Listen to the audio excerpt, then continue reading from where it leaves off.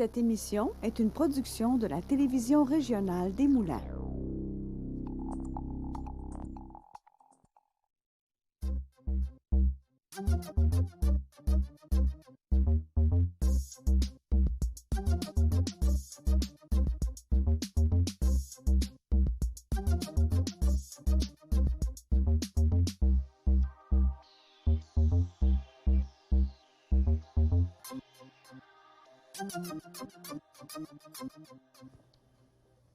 Bienvenue à Ressources Action. Dans une approche de santé globale se caractérisant par une prise en charge de soi, l'Association des hypoglycémiques du Québec vise principalement à créer les conditions favorables à une santé globale en prévention du diabète et pour une bonne gestion de sa glycémie, dis-je. L'Association est un organisme à but non lucratif fondé il y a 30 ans déjà et qui adopte une approche d'aide envers les gens atteints de ce syndrome. On compte donc plus de 30 années d'expertise qu'ils mettent au service de la population. Pour en parler avec nous, nous avons le plaisir de recevoir la coordonnatrice de l'Association, Mme Hélène Michaud. Mme Michaud, bienvenue sur le plateau de Ressources Action. Merci d'avoir accepté l'invitation de venir nous parler de cette belle association. J'ai pris le temps cette semaine de lire un peu la documentation sur l'association, puis j'avais plein de questions pour vous. Alors, vous êtes sûrement la personne ressource parce que vous êtes la seule, je crois, à bord de cette association provinciale. C'est grand, là. En effet, oui. Je suis la coordonnatrice principale depuis maintenant 12 ans. OK. Et c'est une association qui se veut au service d'une population axée sur beaucoup de bénévolat. OK. Donc, les gens qui nous entourent sont plus des bénévoles. Là, ça fait 30 ans, je le disais en introduction, ça fait 30 ans que ça existe. Pourquoi avoir créé cette association? On le sait qu'il y a des hypoglycémiques, il y a des gens qui... On expliquera c'est quoi l'hypoglycémie tantôt. Mais pourquoi avoir créé cette association-là? Il y avait un besoin criant pour ça? Ou? En fait, l'association est née d'un regroupement de gens au niveau médical, c'est-à-dire endocrinologues, naturopathes et même le ministre de la Santé de l'époque qui avait participé à une grande table de concertation dans laquelle on voulait mettre sur pied une association qui répondrait aux besoins des gens qui ont les symptômes de l'hypoglycémie, mais aussi qui aurait une approche plus préventive. Donc, c'était à la base ce qu'on voulait faire. Et aussi, ça a été créé pour mettre en place un livre qui s'appelait à l'époque « Vaincre l'hypoglycémie » qui a été vendu à plus de 10 000 copies. Et disons que le regroupement n'a jamais cessé. Et depuis ce temps, l'association qui est née. Parce que, disons-le, l'hypoglycémie en soi n'est pas une maladie. Non, en effet. Il ne faut pas le voir comme une maladie, là. C'est exact. C'est un syndrome. OK. Donc, l'hypoglycémie est un syndrome qui est lié à une dysfonction pancréatique qui souvent peut partir d'un simple symptôme ou aller à plusieurs symptômes. Donc, les gens qui sont hypoglycémiques en général, parce qu'il y a plusieurs formes d'hypoglycémie, mais les gens qui sont hypoglycémiques en général diagnostiqués sont en hypoglycémie sévère, légère, fonctionnelle ou une courbe plate. Donc, c'est une hypoglycémie qui est détectée, qui est déjà présente. OK. Sans quoi, monsieur, madame, tout le monde peut faire de l'hypoglycémie. Donc, vous pouvez vous-même avoir des symptômes. Un épisode d'hypoglycémique relié à un facteur de stress intense, OK. un accident, une maladie, ou encore ça peut être une réaction à une médication à laquelle vous pourriez avoir besoin. Bref, l'hypoglycémie, c'est constant dans bien des façons. Ça peut être tant au niveau quotidien qu'un seul épisode dans toute une vie. Donc, quand on parle du diabète, est-ce que c'est dans la même famille que le diabète? C'est complètement l'inverse, je crois. Hein? C'est le contraire du diabète? Le diabète étant relié à une hyperglycémie, une dysfonction pancréatique, mais qui va aller vers l'hyperglycémie et contrôlée par médication. Okay. L'hypoglycémie ne se contrôle pas avec la médication, mais se gère par l'alimentation. OK. D'où la différence. Par contre, oui, les gens qui sont diabétiques, qui se piquent à l'insuline, peuvent aussi avoir des épisodes hypoglycémiques par soit trop d'insuline. Une trop haute dose. Là. Exact. OK. Donc, moi, j'ai toujours su, quand j'étais plus jeune, on avait une voisine qui, elle, faisait des crises d'hypoglycémie comme ça, puis à un moment donné, tombait évanouie. Puis là, tu lui mettais un petit peu de sucre, là. Puis ma mère arrivait avec des petites pochettes de sucre, là, puis elle mettait du sucre. Là. C'est vrai, ça? La vieille méthode. Oui, mais ça fonctionnait. Là, la madame, ça lui apportait, je ne sais pas trop, la dose de sucre qu'elle avait besoin. En fait, les hypoglycémies sévères, où les gens vont aller vers l'évanouissement, vont être traités avec le glucoval, un produit qui est souvent prescrit. Par contre, les gens qui vivent une hypoglycémie sévère comme celle-là sont plutôt rares d'aller jusqu'à l'évanouissement. Okay. Par contre, l'hypoglycémie peut être très sévère et peut vous amener à être complètement dysfonctionnel. Parce qu'on le dit, là, au plan physique, là, une baisse d'énergie, faiblesse subite ou continuelle, des tremblements, un besoin constant de manger, une rage de sucre et de féculents, une transpiration abondante le jour et la nuit, une vue embrouillée, des étourdissements, parfois même des évanouissements. Ça, là. Fait qu'on a ça sur le plan physique. Puis en conséquence, bien, on a une grande fatigue, des migraines, l'insomnie. Fait que quand je lis tout ça, moi, je suis hypoglycémique. Non, mais tu dis, c'est effectivement le cas. Les gens se voient souvent dans les symptômes de l'hypoglycémie parce que c'est des symptômes qui peuvent être totalement anodins ou réguliers. Les maux de tête, tout le monde en a fait. On sait que ça peut être vous, demain matin, vous levez avec un maux de tête. Ça ne veut pas nécessairement dire qu'on est hypoglycémique. Par contre, oui, c'est des symptômes qui peuvent être liés, mais souvent, chez les hypoglycémiques, le premier symptôme apparent apparaît 2 heures ou 3 heures après un repas. Et c'est là qu'on va voir apparaître certains symptômes. La plupart des gens qui sont hypoglycémiques sur une courbe assez fonctionnelle vont avoir les symptômes apparaître aux 2 heures. D'où l'idée de dire aux gens qu'on veut gérer le tout par l'alimentation, c'est-à-dire une saine alimentation, mais surtout 3 repas, 3 collations par jour et éviter de passer un certain nombre d'heures sans avoir pris une collation ou avoir mangé. Okay. Donc, d'où l'importance de bien gérer sa glycémie. Donc, gérer sa glycémie, pour nous, c'est une habitude de vie, c'est une façon de faire, c'est d'amener une discipline horaire au niveau de l'alimentation, une discipline sur qu'est-ce qu'on met dans l'assiette. Bien gérer sa glycémie, pour nous, c'est de bien composer ses lipides, glucides, protéines. C'est de mettre en place un programme qu'on va poursuivre au quotidien et qui va devenir nos habitudes de vie. Venons-en à l'association qui existe depuis 30 ans. Donc, c'est ce que vous faites. Vous vous organisez pour que les gens puissent changer leur mode de vie au niveau alimentaire, mais pas juste au niveau de l'alimentation, au niveau de la vie en soi, dans le fond. Exact. Nous, ce qu'on fait, c'est qu'on leur donne un moyen, un outil d'apprentissage pour venir faire une démarche de saines habitudes de vie. Okay. Donc, on dit une démarche parce que les gens n'aiment pas le mot régime, n'aiment pas non plus le mot « ah, faut bouger mieux, manger mieux ». Donc, une démarche de connaissance de soi dès le départ, c'est d'apprendre à se connaître. Donc, à quel moment les symptômes apparaissent, qu'est-ce que j'ai mangé lorsque ça m'arrive, est-ce qu'il y a des aliments que je ne devrais pas consommer parce que ces aliments-là m'amènent en hypoglycémie. Donc, il faut faire un bon apprentissage de soi et pour ça, on offre des outils et ces outils-là vont les aider à faire cette démarche-là. Donc, la première démarche, quand ils rentrent chez nous, c'est d'apprendre à se connaître avec l'alimentation.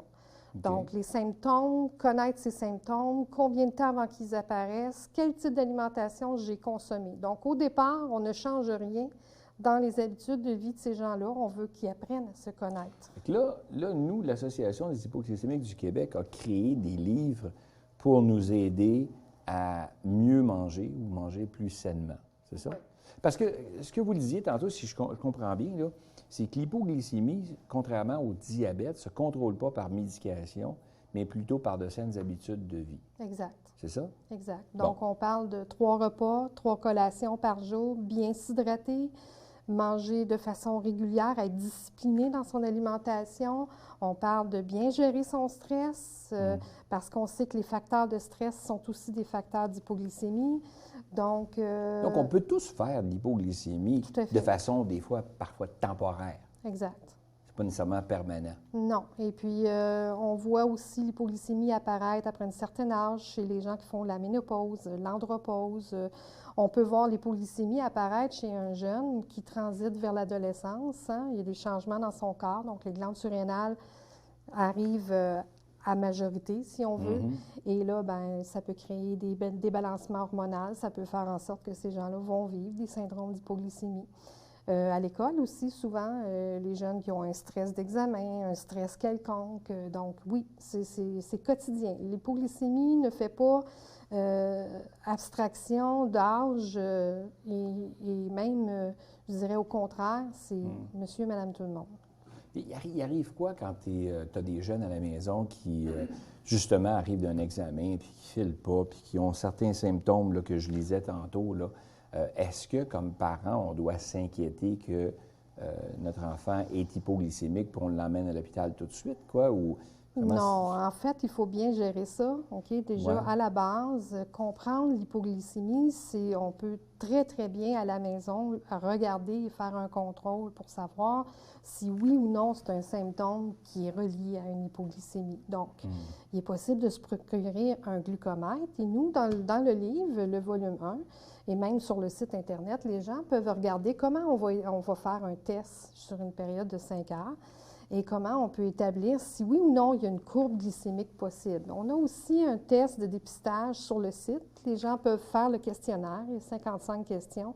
Et à partir de ce questionnaire-là, on a une bonne idée de la démarche qui est à faire. Si on a besoin d'aller plus loin, alors là, oui, on va aller vers un prélèvement sanguin qui se fait sur une période de 5 heures. Alors, le test d'hypoglycémie est très particulier. C'est un test de 5 heures. Et ce n'est pas donné dans tous les hôpitaux, bien entendu. Et ce n'est pas prescrit, d'ailleurs, à grande échelle. Donc, un médecin peut dire, écoute, on va vérifier ton hypoglycémie. Tout à fait. À ce moment-là, il y a une prise de sang qui est faite, qui est particulière. Quand on fait faire des prises de sang annuelles, tu sais, quand on se fait vérifier annuellement pour voir le médecin, puis tu fais passer une batterie de tests là, via tes prises de sang, ça n'inclut pas En fait, oui, ça va peut-être inclure un indice glycémique, mais qui n'est pas nécessairement le test pour aller chercher vraiment un diagnostic d'hypoglycémie. Le diagnostic d'hypoglycémie se fait avec un test de 5 heures seulement. Et jusqu'à présent, je dirais le test de 3 heures n'a pas donné des résultats concluants. Pourquoi? Souvent parce qu'avant d'arriver à une hypoglycémie quelconque sévère, on doit d'avoir passé un certain nombre d'heures avant d'avoir, sans avoir mangé. OK. Et on va avoir un pic qui va monter au lieu de descendre. Et là, souvent, on va s'apparenter à une hyperglycémie alors que ce n'est pas le cas. On est en hypoglycémie. Donc, il faut vraiment avoir un test qui va le déterminer. Donc, à 5 heures de test, c'est le test qu'on préconise pour la détection de l'hypoglycémie. On en arrive quand à vouloir faire ce test-là? Je veux dire, il y a des symptômes suffisamment apparents. C'est plutôt extrême, mais Ouais. je pense que les gens qui vivent des problématiques et des symptômes de façon continue doivent absolument penser à faire un test, à être diagnostiqués. Mais je vous dirais, chez nous, les groupes, souvent quand ils arrivent, à travers le questionnement qui se fait avec nos gens qui sont présents, nos professionnels, vont finir par se reconnaître dans les symptômes, se reconnaître dans le syndrome de l'hypoglycémie et à ce moment-là, ils ne vont pas nécessairement aller vers un diagnostic. Par contre, ils ont des gens qui ont ce besoin absolu d'avoir un diagnostic. Moi, je vous dirais que d'avoir un diagnostic ne changera pas le fait qu'on doit quand même aller vers les saines habitudes. Et je pense que d'abord, d'entreprendre cette démarche-là, d'apprendre à se connaître d'un point de vue alimentaire, d'apprendre à se connaître d'un point de vue hypoglycémique ou que ce soit d'un point de vue régulier, à savoir est-ce que quelque chose d'autre peut créer ces symptômes-là, je pense que la meilleure option, c'est d'entreprendre la démarche. Donc, à partir du moment où j'apprends à me connaître, où je vois exactement quels sont les symptômes qui apparaissent régulièrement, il se peut qu'après 1 semaine ou 2 de démarche, je me rende compte, ça va beaucoup mieux. Fort intéressant. Vous permettez, on va prendre une courte pause. On vous revient tout de suite après avec notre invitée d'aujourd'hui, Mme Michaud. Restez là.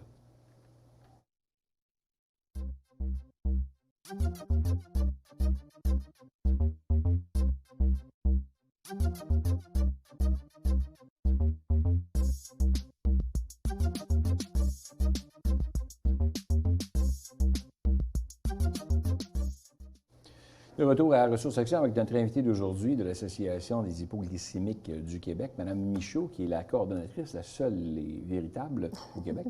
Parlons-en, là, quand on parle d'hypoglycémie, on en a décrit juste avant la pause, on a décrit un peu ce que c'était. Il faut bien comprendre que ce n'est pas une maladie, que ça ne se traite pas par médication, mais plutôt par de saines habitudes de vie. Vous avez des livres, vous avez des choses.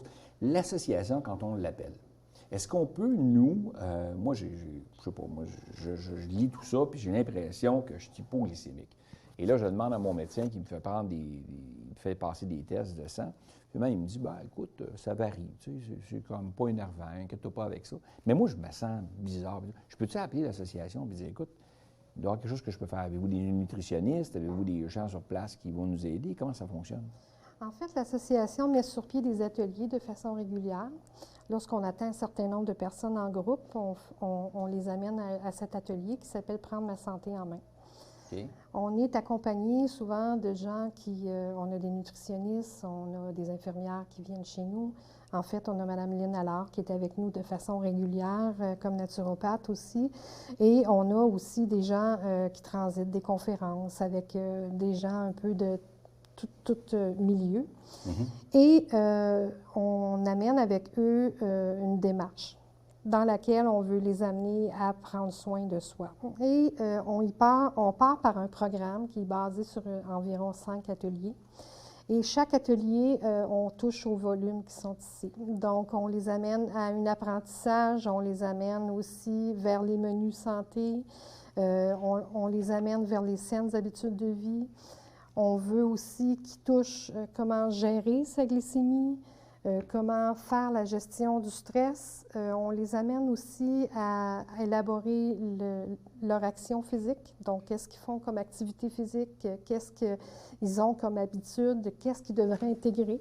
Et tout ça dans un seul atelier? Dans 5 ateliers continus. 5 ateliers. Oui. En fait, on l'a déjà fait sur 2, mais c'est trop condensé. Et les gens qui sont hypoglycémiques, souvent, manquent de concentration. Alors, on l'a élaboré sur 5 ateliers. Le manque de concentration n'est pas dû nécessairement à un trouble de déficit de l'attention, mais il peut être créé aussi par... Oui, exactement. Donc, il peut y avoir une confusion entre les deux. On peut penser qu'on a des troubles d'apprentissage ou des troubles de... Je vous laisse 10 heures sans manger, puis après ça, je vais voir votre degré de concentration, puis je vais peut-être m'apercevoir que, oups, il est temps que je mange quelque chose. D'où l'importance que les enfants aient un bon déjeuner le matin. C'est un autre sujet, mais bon, parce que le déjeuner est le repas qui part ta journée, dans le fond, qui te donne ce que tu as besoin pour poursuivre dans ta matinée et tout, là. Tout à fait. Okay. Plusieurs professeurs vous diront aussi... qui sont hypoglycémiques, hein, parce qu'il y en a. Et plusieurs professeurs vous diront que le fait de juste pouvoir prendre sa collation au moment où il y en a besoin détermine aussi une meilleure approche, un meilleur apprentissage. Donc, le jeune qui est soumis à un jeûne, d'où l'importance d'un bon déjeuner, d'où l'importance de prendre la collation au moment requis, il faut vraiment avoir une très, très grande discipline alimentaire. Et c'est complexe un peu à l'école. Là, les ateliers, ça fonctionne comment au niveau monétaire, dans le sens qu'il y a des coûts attachés à ça? Oui, nous, on charge 10 $ pour l'atelier, qui est très, très peu parce qu'on veut être accessible. 10 $ par atelier? Exact. Donc, un total de 50 $ dans le fond pour faire les 5 ateliers. Et voilà. Et on apprend à mieux se connaître, on apprend à mieux s'alimenter. Et vous partez avec les outils qui viennent Et on part avec les outils aussi qui sont inclus. Exact. La question pas qui tue, comme diraient d'autres de nos confrères, mais la question qui est un peu sur toutes les lèvres, quand on parle d'association, on a toujours un besoin criant financier pour pouvoir poursuivre notre mission, parce que vous en parlez avec passion de cette mission-là. Vous êtes là, vous êtes la seule, et j'imagine qu'une équipe qui pourrait graviter autour de vous pourrait vous aider à développer d'autres outils, mais vous n'avez pas ces ressources-là actuellement. Effectivement. Nous, on est un groupe associatif qui est financé par le ministère de la Santé, par le programme de soutien aux organismes communautaires, qui l'est d'ailleurs depuis 30 ans, qui est reconnu par le ministère. Bien entendu, on se bat comme tout autre organisme à but non lucratif. Le nerf de la guerre, c'est bien le financement des organismes. Par contre, on veut rester accessible à la population. C'est un peu ce qui a fait que l'association évolue. Encore aujourd'hui, évolue tant sur l'Internet avec la prévention, évolue dans toutes sortes d'activités ou encore mettre en place les volumes qui sont ici. Mais par contre, oui, ça a des coûts. On peut dire qu'on est chanceux d'avoir survécu autant d'années avec si peu de financement. 30 ans, c'est quelque chose. Là. Oui, 30 ans, 34 000 par année. 34 000 par année. Et voilà, l'association vit avec ça seulement. Et je pense que malgré tout, on arrive à faire un travail formidable. L'important, c'est qu'on a des bénévoles qui nous entourent et j'en remercie le conseil d'administration qui est avec nous de façon ponctuelle et qui donne énormément d'heures. Et puis, j'ai les gens qui m'entourent au niveau du conseil d'administration sont là aussi comme bénévoles, peuvent répondre à nos gens par téléphone. Ce n'est que des bénévoles qui travaillent avec nous. Mis à part les gens qui viennent faire les ateliers, qui reçoivent un cachet pour les conférences qu'ils viennent donner, mais encore, je pense que sincèrement, l'association est en mode survie. L'émission est écoutée évidemment dans la région de la Naudière, mais également un peu plus large. Donc, les services qui sont offerts, qui sont dispensés, quelqu'un qui se trouve à Granby ce soir là, puis qui écoute l'émission peut avoir accès également. Oui, il peut adhérer à nos services sans problème. On a des gens qui viennent de partout, vous savez, à nos ateliers. On a des gens de Québec, de Magog. On a des gens de vraiment partout. Et les ateliers sont donnés où, principalement? Ils sont donnés ici, à Mascouche, à notre siège social. On essaie de temps en temps de se déplacer vers l'extérieur, mais vous comprendrez qu'avec le peu de financement qu'on a, c'est un petit peu difficile de le faire. Okay. Par contre, on essaie de le faire quand même de façon régulière. Mais par contre, les gens se déplacent. Quand les gens se déplacent, bien, c'est bon signe. Ça veut dire qu'ils veulent aller de l'avant, qu'ils veulent vraiment mettre en pratique la démarche qui est là. Parce qu'ils veulent guérir de ça, dans le fond. Exact. Parce qu'on peut en guérir, c'est pas une maladie, comme l'avait dit, c'est un syndrome. Et voilà, on ne parle pas de guérison en termes d'hypoglycémie, on parle de gestion. On parle de bien gérer. Et si on le gère assez bien, eh bien, on pourra éviter aussi une transition vers le diabète parce que c'est un peu une prédominance du diabète aussi. Alors, on dit aux gens que s'ils gèrent bien sa glycémie et s'ils apprennent à le faire de façon ponctuelle, ils vont pouvoir continuer leur chemin sans problème. Alors, si je vous écoute bien, vous dites que si on ne fait rien pour régler ça, on pourrait se retrouver de l'autre côté avec du diabète. Bien oui, c'est une prédominance. Ça peut virer de côté. Ça peut aller vers l'hyperglycémie. C'est important d'y voir, puis de s'en occuper, puis de ne pas le mettre de côté. Et voilà.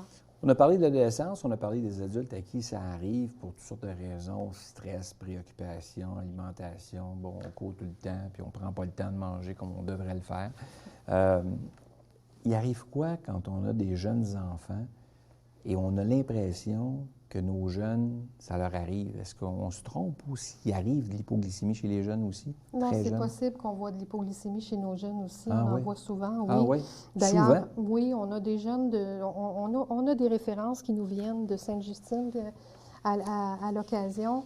Je vous dirais que l'hypoglycémie, comme je vous dis, c'est quelque chose qui peut arriver au quotidien, dépendant de quelle est son alimentation. Je pense que c'est important, la boîte à lunch de nos enfants. Je pense que c'est important aussi de s'attarder à ce phénomène-là. On sait que l'ingestion des sucres fait partie du quotidien aussi. Hein. On a de plus en plus d'aliments sucrés qui peuvent nous amener à faire des chutes. Les boissons énergisantes et tout ça qu'on a. Et tout ça, c'est tous des facteurs importants. Là. Non, effectivement. On s'en va vers une société d'alimentation très, très, très dense sucrée. Et c'est malheureux parce que c'est effectivement un facteur important pour le diabète et c'est un facteur important aussi pour nous, pour l'association. Donc, je pense qu'il faut travailler de façon ponctuelle à la prévention et faire attention à ce qu'on met dans les boîtes à lunch de nos enfants parce que ça a une incidence sur leur santé. Puis ça peut dégénérer, en fait, là, avec le temps, là, ça peut devenir beaucoup plus problématique. Oui, on peut aggraver le symptôme, effectivement. Ah, définitivement. Quand on parle de nutrition, je voudrais qu'on y revienne parce que votre livre est intéressant. On a montré la couverture à l'écran tantôt de votre livre. Est-ce que les gens, sans nécessairement avoir suivi l'atelier, peuvent quand même avoir, si les gens n'ont pas cette chance-là de pouvoir... Oui, à ce moment-là, ils communiquent avec nous. Communiquent avec nous par courriel et on leur fait parvenir les livres par courrier. Alors, vous avez fait parvenir. Est-ce qu'on a besoin d'une certaine formation quelconque ou juste en lisant le livre, on est capable de Vous préconisez quoi, vous? Il y a moyen, juste en lisant le livre, de faire sa propre démarche. Mais par contre, nous, on préconise, c'est sûr, l'accompagnement. Parce que dans l'accompagnement, on va amener ces gens-là à mieux apprendre à se connaître. On va peut-être passer à côté de certains éléments. Mais on a mis suffisamment d'outils dans le volume, surtout le volume 1, pour que les gens apprennent. Il faut comprendre aussi que nous, on prône pour ce qu'on appelle le code alimentaire de zone, okay, qui est le code alimentaire de Barry Sears, qui vient du livre Le juste milieu dans votre assiette. Par contre, nous, on l'a réadapté plus à notre culture ici au Québec. Okay. Donc, il faut voir que l'amélioration est là et continue, mais les outils sont quand même présents. Et à l'interne, vous allez pouvoir faire la démarche par vous-même. Mais, bien entendu, c'est sûr qu'on préfère voir les gens. On préfère les accompagner dans cette démarche-là. Aussi, ce qu'il faut voir, c'est qu'on se rend compte que les gens qui font ce genre de démarche-là en groupe vont trouver la motivation de l'un et de l'autre pour être capables d'aller de l'avant dans leur démarche, d'avoir un élément motivant positif. Ce qui n'est pas nécessairement le cas lorsqu'on entreprend une telle démarche par soi-même. Un peu comme quand on va au gym, puis on s'inscrit, puis on a quelqu'un qui vient avec nous, on se sent plus motivé d'y aller. C'est exact. Au départ, on est très, très motivé, puis par la suite, la motivation s'estompe un peu. Mais j'imagine qu'en en changeant un peu notre alimentation, on voit les bienfaits tout de suite, le corps s'en ressent, on se sent moins fatigué, on a moins de symptômes qu'on pensait qu'on avait, puis les symptômes disparaissent, puis on reprend goût, là. En effet, dès le moment qu'on entreprend cette démarche-là, si on a une discipline dans la démarche, on voit les bienfaits assez rapidement. Les gens qui viennent chez nous disent après une semaine, ils se sentent déjà mieux. Donc, on sait que ça ne prend pas grand-chose. C'est une question quotidienne. C'est de bien le faire, mais de le faire de façon quotidienne. On ne peut pas se permettre un écart. Oui, on doit à tous les jours voir à bien s'hydrater, bien gérer son stress et bien s'alimenter. Fort intéressant. Je vous ai regardé plus longtemps, c'est tout le temps qu'on a, mais c'est le fun. Puis j'invite les gens à consulter l'association. Elle est là pour ça. Mme Michaud est là. Il y a des bénévoles qui gravitent autour, les gens du conseil d'administration et tout ça. Alors pourquoi pas? Informez-vous. Il y a des beaux livres qui sont là, puis ils peuvent même vous les envoyer. Alors, si vous avez une chance de participer aux ateliers. Merci à tout le monde derrière qui nous fait toujours bien pareil. Merci à vous d'avoir syntonisé Ressources Action. À chaque semaine, on essaie de vous faire découvrir de nouvelles ressources. On vous souhaite une belle semaine, tout le monde, puis on se reparle la semaine prochaine pour une autre émission de Ressources Action. Prenez soin de vous. On se reparle. À bientôt.